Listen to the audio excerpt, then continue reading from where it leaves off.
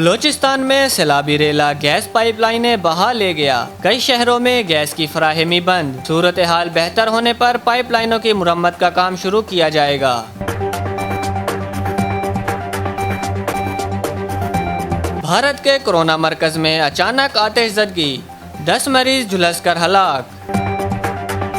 میں نے کارڈ بھیجا ہے اور اس کو دعوت دی ہے کہ آپ بی آر ٹی میں میرے ساتھ سفر کریں، میں آپ کی مہمان نوازی بھی کروں گا اور آپ کو اپنا بی آر ٹی بھی بتا دوں گا کہ خیبر پختونخوا کی حکومت نے اپنے عوام کے لیے یہ بی آر ٹی تیار کی ہے، اور امید ہے کہ سندھ حکومت بھی ہمیں گرین بس کی انیگوریشن کے موقع پر ایک کارڈ ہمیں بھی بھیج دیں گے۔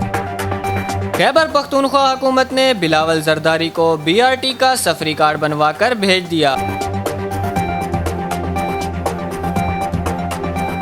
سیاسی و معاشی بحران میں گھرے ملک لبنان کے وزیر اعظم حسن دیپ نے قبل از وقت انتخابات کرانے کی تجویز دے دی۔ کراچی میں بادلوں نے ڈیرے جما لیے، آج بھی ہلکی اور تیز بارش کا امکان، محکمہ موسمیات نے اہل کراچی کو خبردار کر دیا۔ کورونا وبا میں کمی، ملک بھر میں فعال مریضوں کی تعداد 17,791 رہ گئی۔ ٹیسٹ رینکنگ میں فاسٹ بولر محمد عباس ٹاپ 10 میں دوبارہ شامل، بابر اعظم بدستور 6 نمبر پر۔ پاکستان میں دنیا کے سب سے منفرد کرکٹ گراؤنڈ کے چرچے، سماجی رابطے کی ویب سائٹ ٹویٹر پر چند منٹوں میں کرکٹ گراؤنڈ کی ویڈیو وائرل۔ قومی کرکٹ ٹیم کے سابق کپتان وسیم اکرم نے مانچسٹر ٹیسٹ میں قومی ٹیم کی شکست پر برہمی کا اظہار کرتے ہوئے کہا ہے کہ اظہر علی کو کئی مواقع ملے لیکن فائدہ نہیں اٹھایا۔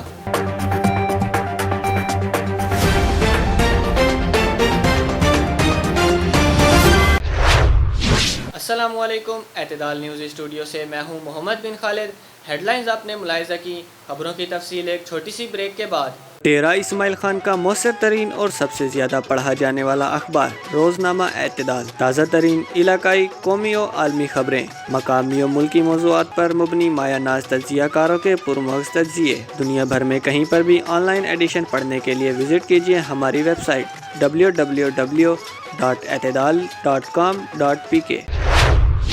بلوچستان کے ضلع بولان میں بارشوں کے باعث آنے والے ریلے شکارپور سے کوئٹہ آنے والی 2 گیس پائپ لائنیں بہا کر لے گئے۔ ترجمان سوئی سدرن گیس کمپنی کے مطابق ہفتے کو بولان علاقے بی بی نانی میں سیلابی ریلے سے سوئی گیس کی 24 اور 12 انچ قطر کی 2 پائپ لائنیں بہہ گئیں۔ پائپ لائنیں بہہ جانے سے مستونگ، قلات، پشین اور زیارت کو گیس کی سپلائی معطل ہو گئی، جبکہ کوئٹہ میں بھی گیس پریشر کم ہو گیا ہے۔ ترجمان سوئی گیس کے مطابق صورتحال بہتر ہونے پر پائپ لائنوں کی مرمت کا کام شروع کر دیا جائے گا۔ بھارت میں کورونا وائرس سے متاثر مریضوں کے علاج کے لیے قائم عارضی اسپتال میں اچانک آگ بھڑک اٹھی۔ واقعہ بھارتی ریاست آندھرا پردیش کے شہر وجی آباد کے سورنا پیلیس ہوٹل میں پیش آیا۔ آگ شارٹ سرکٹ کے باعث لگی، جس کے نتیجے میں 10 افراد ہلاک ہو گئے۔ پولیس حکام کے مطابق واقعہ صبح 5 بجے پیش آیا۔ حادثے کے وقت ہوٹل میں 30 افراد موجود تھے، جس کے باعث مزید ہلاکتوں کا بھی خدشہ ظاہر کیا گیا ہے۔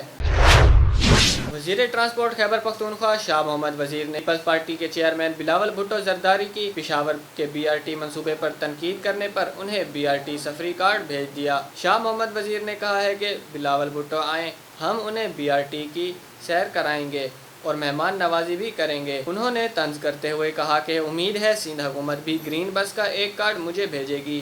میں نے کارڈ بھیجا ہے اور اس کو دعوت دی ہے کہ آپ بی آر ٹی میں میرے ساتھ سفر کریں، میں آپ کی مہمان نوازی بھی کروں گا اور آپ کو اپنا بی آر ٹی بھی بتا دوں گا کہ خیبر پختونخوا کی حکومت نے اپنے عوام کے لیے یہ بی آر ٹی تیار کی ہے، اور امید ہے کہ سندھ حکومت بھی ہمیں گرین بس کی انیگوریشن کے موقع پر ایک کارڈ ہمیں بھی بھیج دیں گے۔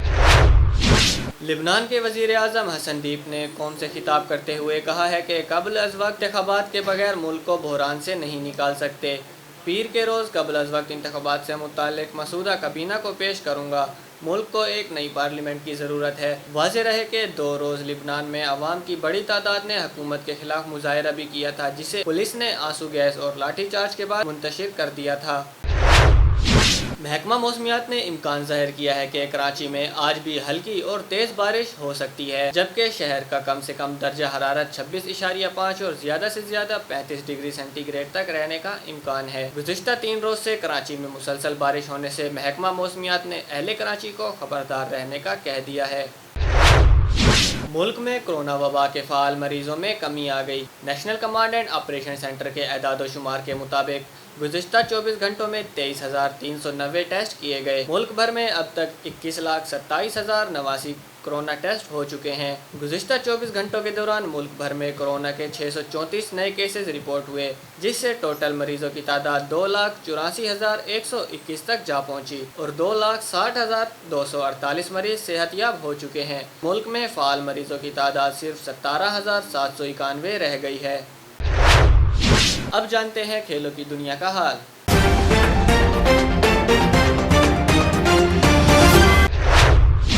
آئی سی سی نے پاکستان اور انگلینڈ کے درمیان مانچسٹر میں کھیلے گئے ٹیسٹ کے بعد کھلاڑیوں کی نئی رینکنگ جاری کر دی ہے۔ نئی ٹیسٹ رینکنگ کے مطابق بلے بازوں میں آسٹریلیا کے اسٹیون اسمتھ بدستور پہلے نمبر پر موجود ہیں، جبکہ وراٹ کوہلی دوسرے اور مارنس لیبوشن تیسرے نمبر پر ہیں۔